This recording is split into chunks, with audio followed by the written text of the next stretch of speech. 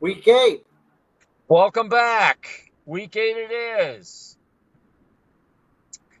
Just to go over our records up to this point, starting in week 4, I'm 9-3, so I'm 75%. And P, why don't you tell everybody what your record is? I am above Colleen Wolf numbers. Gladly to say, I'm 8-4, 67%. Okay, Uh, so um, and if any of you are wondering, that is not Detroit in the background, but I do have my English D. It's an ode to the Detroit Tigers, who have earned a very fun offseason. Tariq Skubai and the rest of them, Torkelson. I hope they have a great time in Hawaii, Oahu. You earned it, boys. excellent. I like that. Well done. Well done. World Series starts tonight. Dodgers and Yankees. Who's going to win? Who's going to win? Go D-Red? Yankees. Aaron Judge. I think Yankees too. I think Yankees win. It's the year of the Yankees, I think. Dodgers have I won think too so. much. Go I agree. Yankees. So let's start up with week 8. Last week I was 3-0. How were you? How'd you do last week, D-Red? I was 2-1. I blame myself. I got a little too excited about the bromance, the Kirk Cousins or Raheem Morris bromance. Reality set in. They had won 3 in a row, and they turned back into the Dirty Bird Pumpkins. And Seattle had lost 3 in a row, so they were due for a win. So I didn't really think that went through. But the other two I got right. Well, good. Well done. Well done. Yeah, I got the Bengals and the Chiefs. Those are the other two. excellent. Yeah, I Yeah. had some good luck. I had some good fortune. I had the Chiefs +1 or +2. I had Detroit +1.5, and I had Ravens. So all three teams um, performed very well. And so Chalk was very good to us, very good to me last week. Well, Uh, the goal of this channel, Sporty Paul is fulfilling the goal of this channel 70%. that's right. He's got 75, so he's above average. I'm a little below at 67, but this week I hope to get over the standard of 70% There we go. with a Perfect. 3-0 record. Yes, that's our goal. So, there's other podcasts out there, but even people that call themselves professionals are like 56. A lot of them are under 50%. So, hopefully that convinces you to be with us and watch our podcasts and watch our success in all this. So let's go on with week 8, and let's make it 6-0, brother. All right, you Okay, go first. I will. My first pick for week 8 is the Houston Texans money line. They're playing the Colts in Texas, in Houston, and I got to say, like, looking at the fantasy numbers of C.J. Stroud, when he's played Texas three prior times, he was between 18 and 21 fantasy points. So he does very well against the Colts, and they're at home too. In addition to that, they're coming off a loss. Okay, a very To the very Packers. very shaking, emotionally shaking loss for them. A very stirring loss because they had the game won. Green Bay gets the ball at the end, kicks the field goal. So a heartbreaking loss for the Texans last week in Week 7, and the Texans typically do not play as well on the road than they do at home. C.J. Stroud is very comfortable at home. He plays extremely well at home. Okay, he doesn't have Nico Collins, but I think Tank Dell has a big game this week. I think Stephon Diggs has a big game this week. Um, and they have Joe Mixon too. Okay, so Mixon's back. He's healthy. Mixon's back. He's healthy. That defense is very consistent. I think they have the weapons on the offense to beat the Colts defense. The Colts, Anthony Richardson, he's solid, but last week he was under 50% in his completed passes. He can run, but we saw in week one, even on the road, the Texans were able to take care of the Colts.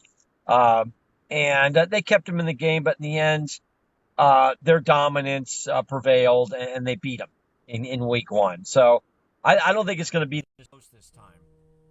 What I'll do is I'll just take the Texans money line. I'm not going to give any points, but just give me. We don't believe in giving points on this channel. No, we Pick a don't winner. need to. We don't have to. Just pick a winner. We are not forced to. We are not compelled to do that. It's just bad investment when you give points away. Okay. When you give points, you turn into narcissistic abusive. Don't do it. That's right. That's right. Don't be in a position where you're pulling your hair out because you're thinking, why did I give points in this case? I could have just did the money line. I knew the team was going to win, but I felt compelled to give points because I wanted to make a little more money, and now I lost. Don't put yourself in that situation. Better just to say, okay. Well, and I'm going to start off my number one pick with the Lions. They're heavily favored over the Titans. Sure. But I'm not giving any points. It's better to just say money line. So I'll just finish it up. Texans money line. Yes. Well, the Lions, they're heavily favored. I'm not giving any points. I'm just gonna Lions money line. DeAndre Hopkins is no longer there. They totally underutilized the guy. I guess Mason Rudolph is in because the other guy, the Kentucky guy, I forget his name, or was it Tennessee? And anyway, he has a lot of extra work to do. Mason Rudolph will make it close. I'm even going to say Mason Rudolph, and they have Tony Pollard, some other good players on that team, good defense. I'm just going Lions for the win. My pick number one. And I'm just going to say one more thing. Yes. What a joke the NFL is. How can you not call that that penalty at the end against Darnold? If that's not a face mask, it's face mask is not a penalty in the league. How blind can you be? But what are these refs in the NFL practicing to be like Major League Baseball umpires? Get a pair of glasses.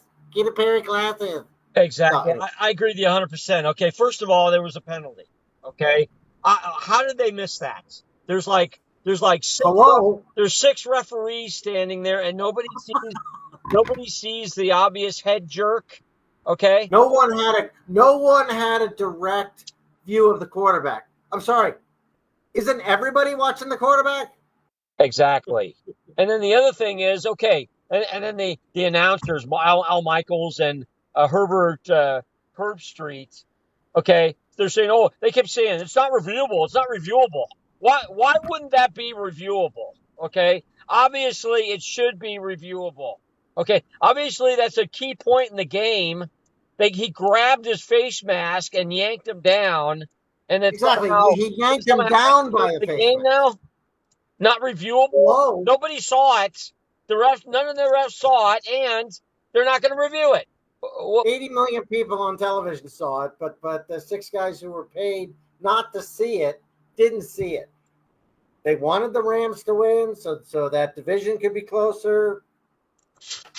Minnesota probably wasn't going to score anyway. So, I mean, that's right. They really showed their hand again. That's right. Yeah. Okay. So for my pick too, I'm gonna go KC Chiefs. I think they go. I think they stay undefeated. They go 8-0. They're playing the Raiders. I'm not impressed by the Raiders. The Raiders have a lot of problems. Gardner Minshew is a starting quarterback, but he's not really a starting quarterback. I think Kansas City takes advantage of that. I think they get several interceptions with Gardner Minshew as the quarterback. And even if O'Donnell comes in, he's going to throw a couple interceptions too. Raiders really don't have a running game. They don't have a passing game either. They got rid of their one-star receiver. Okay, the only threat technically is the tight end, and I think they can double team Brock Bowers. I think Patrick Mahomes is going to continue with his success. I think this team is excited about winning. I think this team is excited about going back to the Super Bowl. Give me Chiefs money line for my second pick in Week 8. Well, that's another good example. I mean, it's like they're heavily favored, but they play them out because anything can happen in the NFL. You know, they could decide to cheat for the Raiders. So, but um, uh, I commend your pick. I do think the Chiefs may go undefeated this year. Over to my pick, number 2, um, the Chargers over the Aints. I think Justin Herbert's playing a lot better. Um, the Aints, I don't even know who the quarterback is. Rattler or that other guy. I mean, but Connor, Honor, whatever. Hainer, I mean, I don't know what happened to Kamara. I mean, I had him on 3 teams. I had a great week, 4 touchdowns, and he's kind of disappeared ever since. Yeah, he only got 8 point. He only got us 8.4 fantasy points last week. Very unimpressive. But they have to play him out, and I do believe the Chargers they have some good momentum, and they're going to take care of the Aints.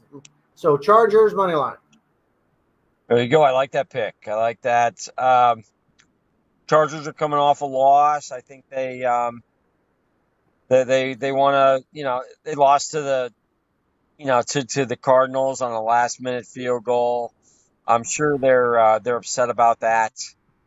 And so it's a bounce back game for the Chargers. I agree. Chargers are going to beat the Saints. For my pick number 3 in Week 8, I'm going with the Lions. I got to go Lions money line. I think Lions continue their win. The Titans essentially have no offense. They're still playing Will Levis, and it's not a good situation for the quarterback situation there. Will Levis is a turnover machine. Lions are at home. That means Jared Goff can have that special a dome advantage that he excels in. The defense is playing very consistent, very diligent. This is a game to steer them, and keep them in first place. Steer them into first place and keep them in first place. I don't think the Lions are in a point where they're complacent or assuming anything. I think they're going to play hard. I don't think the Titans are a match. That's a horrible offense. Tony Pollard's good, but the quarterback is really horrible. And they got rid of DeAndre Hopkins, and so now they don't even have they're relying on Calvin Ridley as their wide receiver, and Calvin Ridley at best is very inconsistent. He's had a lot of problems in his career. Just being consistent, I think a lot of times because of his things the things he has going off the field, outside the field. So I don't think he's a true wide receiver 1. Will Levis is one of the worst quarterbacks in the whole league, if not the worst. He's top 5 worst quarterbacks. I think the Titans struggle in this game. They struggle to score points. And I think because Will Levis is a turnover machine, he's going to throw a couple interceptions, perhaps fumble once or twice.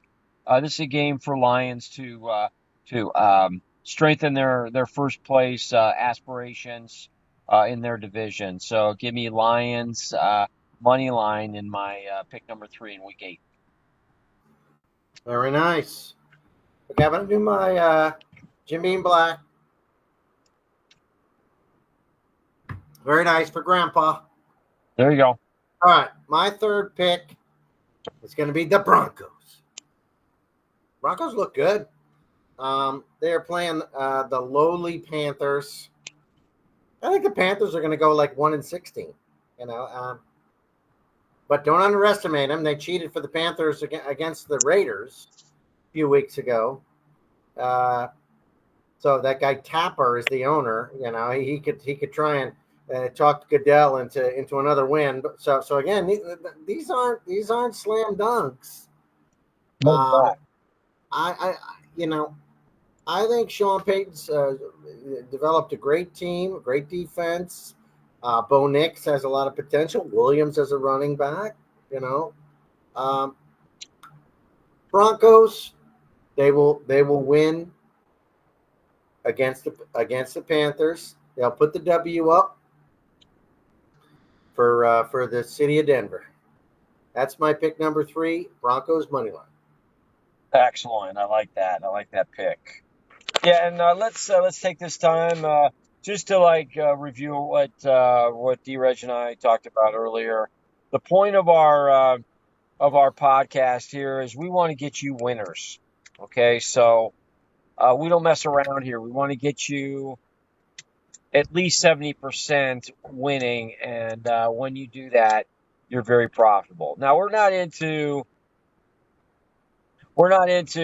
like picking the dangerous picks, right?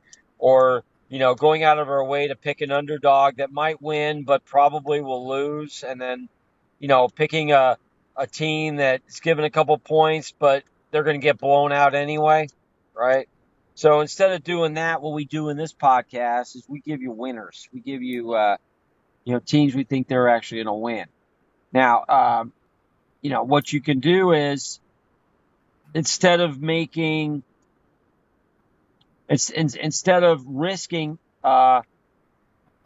losing your investment, say you bet $1,000 on something, and then you take a team with the points and they lose, and you're taking the points that Vegas is giving you.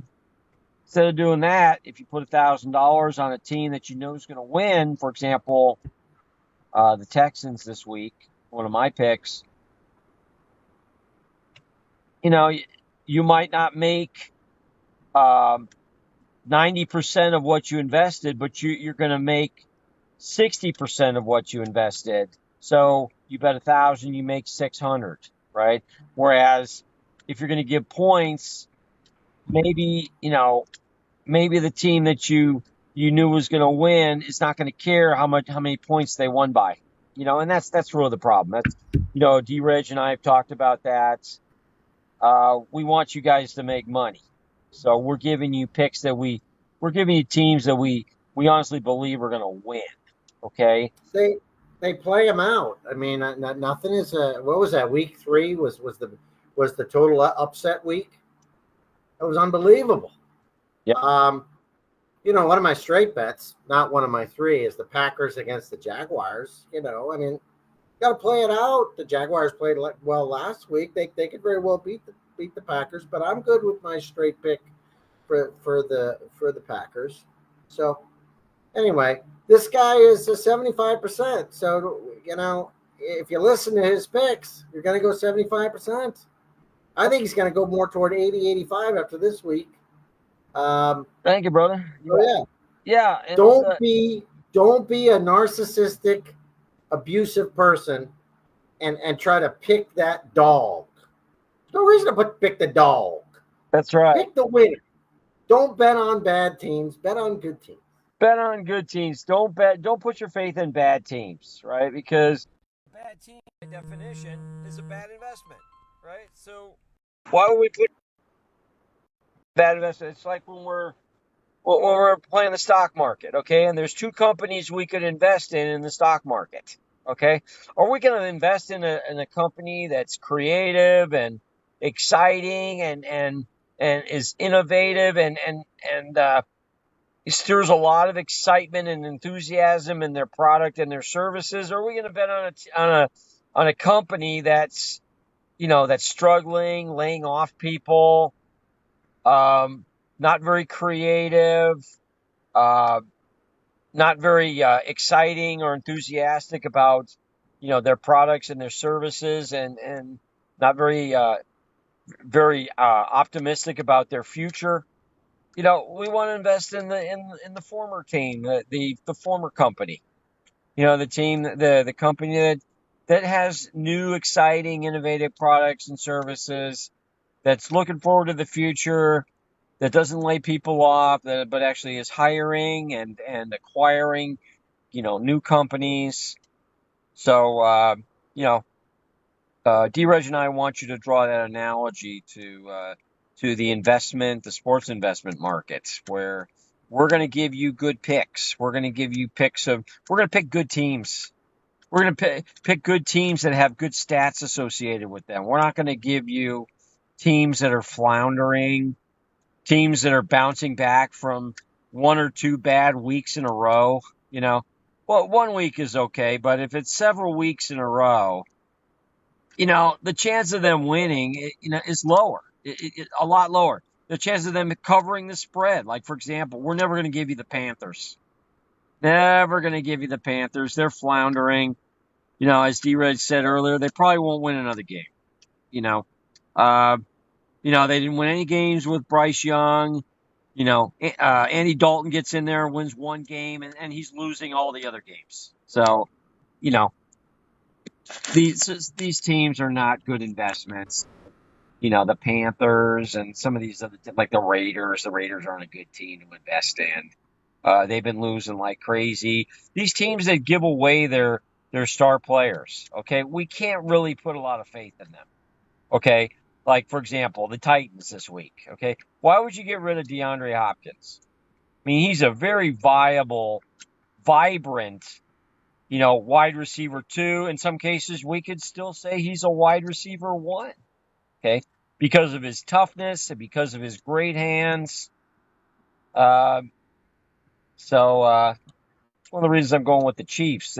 They have been very innovative in coming up with different ways to win, even though they've had some difficulties with injuries. Okay, they're out their number one running back, they're out their number one receiver, but they haven't let it get in their way. Pacheco's out, Rashee Rice is out, but they keep finding different ways to win, to discover and rediscover the great sport of football in different ways. So that's what D-Reg and I are doing in these picks, and we want to go 6-0 every week. We want to give you those investments. You make a little bit less money, when you take less risks. But our goal is to overall win, and overall you win more money. Okay, we're not worried that we don't. None of us need to make 90% profit on an investment. Okay, 60% is just fine. Okay, that's Right. way above what you get on a stock market stock or other types of investments. So 60% is just fine. Sometimes we will give you the underdog in this case, like last week. Reg and I gave you the Chiefs. They were underdogs, but they won. I gave you the Lions. They won. So sometimes we'll do that, but we just want you guys to win. 70% is our goal. So let's go 6-0. D-Reg. All right. Yeah. Last one. I'm going with the Cowgirls against the Whiners. I'm taking the points. Taking the Cowgirls and the points +4. That's a straight bet. I think the Cowboys are going to win. You know, as much as I might want to see smoke coming out of Jerry Jones's ears, I think CeeDee Lamb and Dakota Prescott show up in this one, and I think they beat the Niners. I like that pick. There's some good sticks. I agree with that. I like the Cowboys +4.5. There's some good statistics in the Cowboys' favor. First of all, they're coming off an embarrassing loss. Okay, so over the last 20 years, when a 500 or better team that scores 10 points or less in a game, the next week is an underdog away. Typically, that team wins 74% of the time. So chances are Cowboys are going to outright win that game. Okay, against the 49ers, and they're being given 4.5 points as well. Dak Prescott on the road after a loss like he had last week is 11-4-1, which is 74%. So that's outstanding. And then Mike McCarthy, okay, off a bye, he's 13-3, 81%. So there are some statistics in the Cowboys' favor in this case. And in addition to that, as you know, I always like to, as you've seen me in my analyses, I always like to look at other reasons besides the stats. Who does Brock Purdy have to throw to? Okay, even Jawan Jennings is questionable. Okay, that's not even to talk about the fact that Ayuk is out for the year. Okay, Deebo Samuel had pneumonia earlier in the week. He probably won't even play. And then so they're stuck with their rookie receivers, really. A Jennings probably won't be 100%. So they've got It could be Paul. Sporty Paul could be a blowout. I'm just saying. Shanahan is a crappy coach. It could be a blowout. The Cowboys last year were blowing teams out. So I just thought. Sorry, go ahead. I digress. Yeah, I think it could be a blowout. Yeah, I think I think that the Niners are seriously lacking in offensive players, so I think it probably will be a blowout. And so let's wrap it up, D-Reg. I think we've got 6 winners, my brother. All right, cheers, everybody. Love you. Okay, Have a great great week. week. All right.